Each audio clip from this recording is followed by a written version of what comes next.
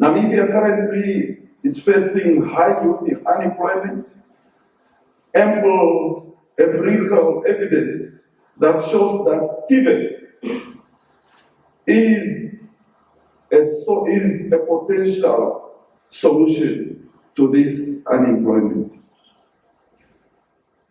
General perception of TVET in the country, unfortunately, TVET is seen as unattractive and have very poor impact compared to the academic tertiary programs. And that is of great concern.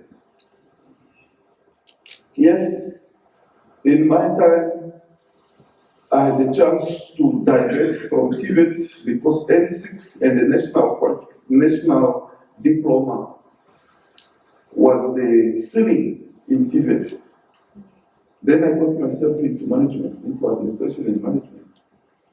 And so, 2019, I graduated MBA, but mainly my focus research point was negative perception on TVET. And so this speaks very much to the research which I had with regards to perception that Namibia, especially the youth, have on TVET. To promote higher economic growth, Namibia must continue to develop skilled industrial workers, increase productivity, manufacture, and render high technology value added products and services.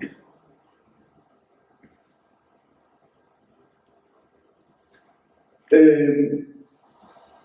think Amon has spoken in terms of the established skills committees, industry skills committees, and so I'll just move on to the regulations. In terms of TVET regulation, the mandate, and this is where we fail, especially some of us who come from private training providers. And I think as a country, we must put our foot down if we really want to see quality in TVET. If we really want to see quality in TVET. If you can't afford it, don't go for it. I want to believe the presentation yesterday for Higher Education Council, I think it was very clear in terms of what are the requirements for you to open an institution. What are the minimum amounts you must have? What amount you must have? You must have at least amount that can cover the first year program. You must have money that you don't just start and then leave in the middle, and trainees and students hang around without doing anything. And I want to believe this is where we have a problem. And as a country, we need to control this. When I travel this country, I see many TVET centers opening. And I appreciate that. As a country, we appreciate that. But let's prepare ourselves for that. Because TVET is not a secondary school, it's not a private school. It's one of those expensive things because of the high consumable items that has to be bought. It says here in terms of mandate. And when you see people coming to inspect your center, don't be angry with them, because they are just doing their job. What does it say here in the mandate? It says, as per provision of the VET Act of 2008 and regulation for registration of vocational education and training providers, Government Gazette 300 of December 2012, ensure all training providers operating within TVET space and within Namibia borders must meet training quality standard. Okay, this is well regulated system, to ensure sustainability and the currency of TVET in Namibia, and in the expectation of industry and the labor market in general.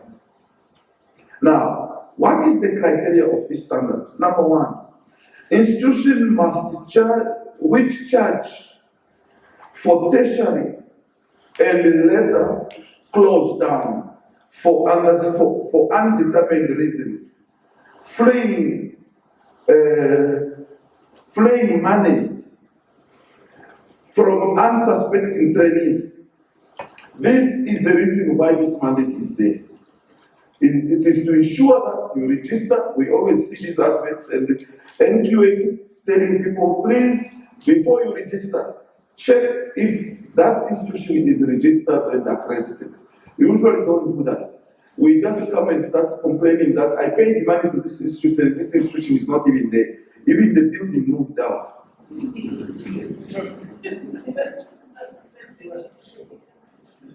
Okay? The criteria also would be institutions which charge exorbitant fees but offer non-effective training and leaving trainees with no skills to competently enter the job market. Institutions that run by unqualified and underqualified managers and trainers. Institutions with little or no understanding of the concept of quality in training. Institutions which lack the required human and infrastructure resources. I saw one center, something TVET, but underneath it's a kindergarten. Maybe you might have seen it, but it is there. It's written WorldSkills Vocational Training Centre. But when you go inside, it's actually a kindergarten inside. You might have seen it somewhere, but I've seen this. And this should not be allowed. And as a country, these are the things that we must regulate. Okay? In terms of regulatory frameworks, strategic initiative, NTA strategic plan, we have, it's the running plan of 5 years. TVET transformation and expansion strategy, it's a 15-year plan. These are approved documents. If you want to access them, they are available. I think this one for 15 years is expiring 2032. When you hear of government opening a VTC in Kunene, in Kurepuru, Tabamba West, in Harda, you must know that this is part of the expansion plan. These are approved documents, they are available. Also, it includes expansion of existing centers. If you hear of expansion happening in Zambezi, expansion that is happening in the north, centers, the Nagayane, Enana, it's part of this plan. They are available. Please access these documents. Training of trainer strategy,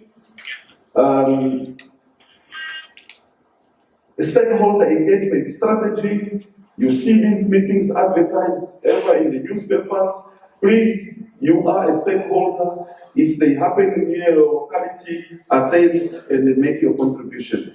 Advocate strategy, framework for government, for governance of vocational training centers, e-learning strategy, and this is underway. Lot of programs, the e-module has been put across. In terms of policy framework, they are available also. These are standards and standards, assessment and certification council, regulation relating to registration of training providers.